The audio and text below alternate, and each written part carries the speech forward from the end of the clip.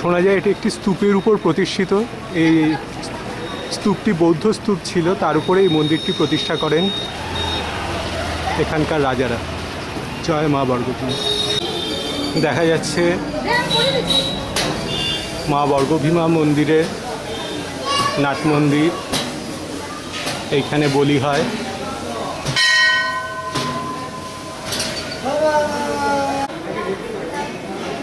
মন্দিরের চারিপাশ দেখা যাচ্ছে।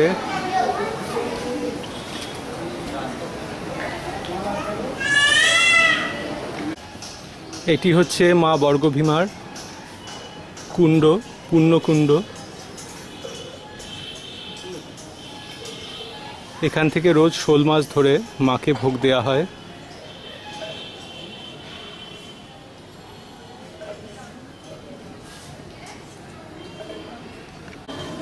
মায়ের মন্দিরের বাইরে নানা রকম কারুকাজ রয়েছে।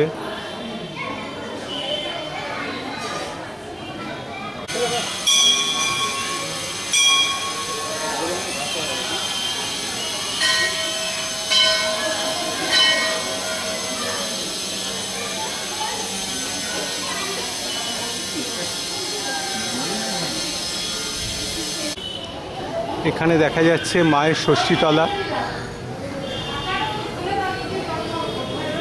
অনেকের অনেক মানত এখানে রয়েছে। মা বর্গভীমার মন্দির দেখা যাচ্ছে।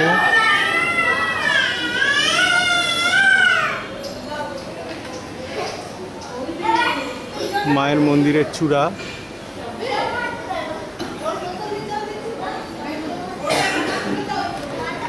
ষষ্ঠীতলা তুলছি আবার এদিক থেকে।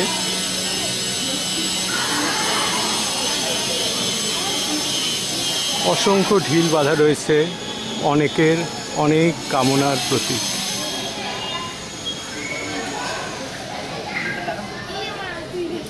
আজকে আমরা বর্গভীমা মন্দিরে এসেছি তমলুকে।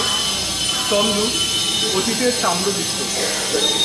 যুধিষ্ঠির যখন অশ্বমেধ যজ্ঞ করেছিলেন, কথিত আছে তাম্রলিপ্তের যে তখন রাজা ছিলেন, ময়ূরধ্বজ রাজবংশের যে রাজা, তিনি তার ঘোড়া আটকেছিলেন। এখানে অর্জুনের সাথে যুদ্ধে অর্জুনকে পরাস্ত করেন তাম্রলিপ্তের রাজা।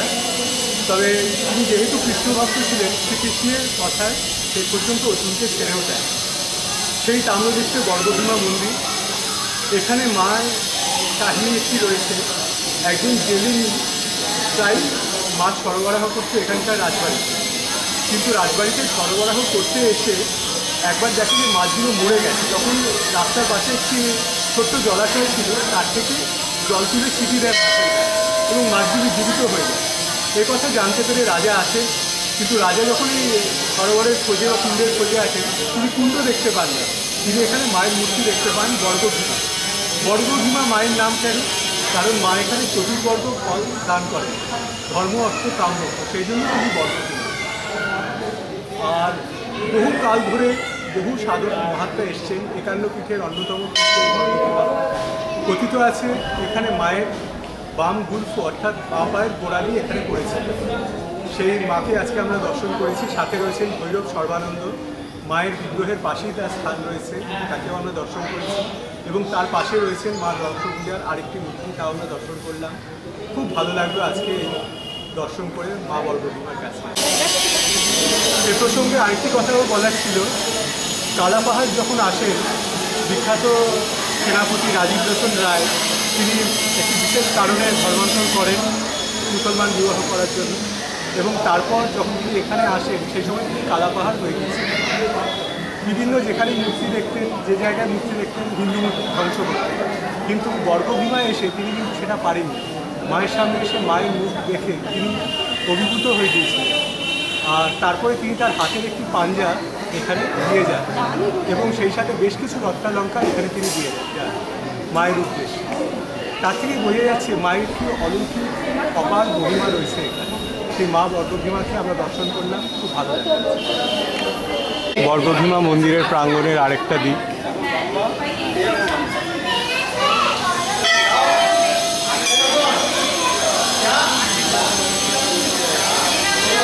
এখানে রয়েছে নাট মন্দির,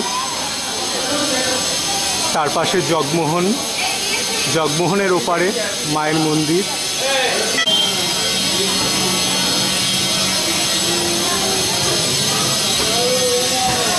বর্গভীমার মন্দিরে আমরা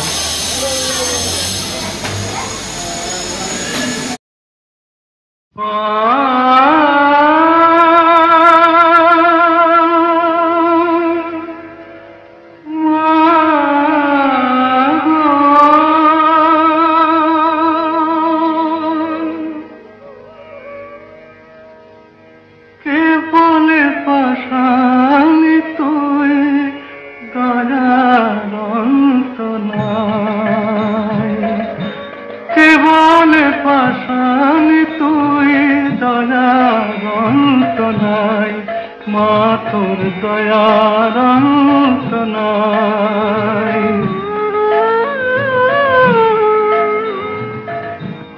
অবধ ছেলের বায়না মেটাস যখনই যা চাই, মাগো অবধ ছেলের বায়না মেটাস যখনই যা চাই, মা তোর দয়ার অন্ত নাই।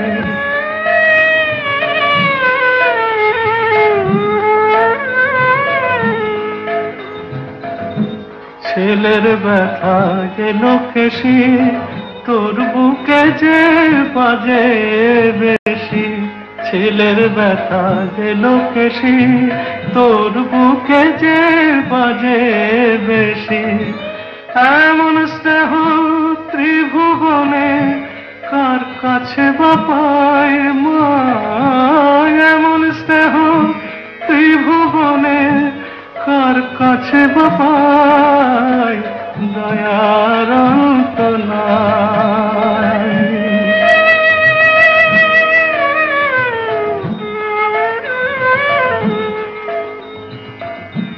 তোরি দেওয়া খেলনা পেলে তোরে ভুলে থাকি, তুই খেলনা কেড়ে নিলে যাবার মা বলে যে ডাকি। তোরি দেওয়া খেলনা পেয়ে তোরে ভুলে থাকি, তুই খেলনা কেড়ে নিলে যাবার মা বলে যে ডাকি।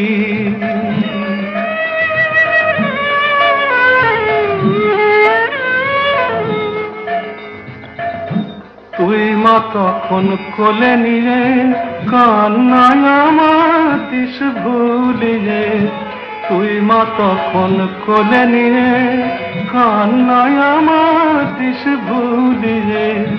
কাদাস মোরে মাগো তোরে পাছে ভুলে যাই মা, কাদাস মোরে মাগো তোরে পাছে ভুলে যাই, দয়ার অন্ত নাই। কেবল পাশানি তুই দয়ার অন্ত নাই, মা তোর দয়ার অন্ত নাই।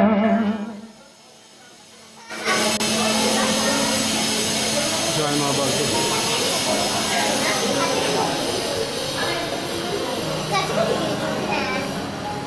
বিদায় মা বর্গভীমা।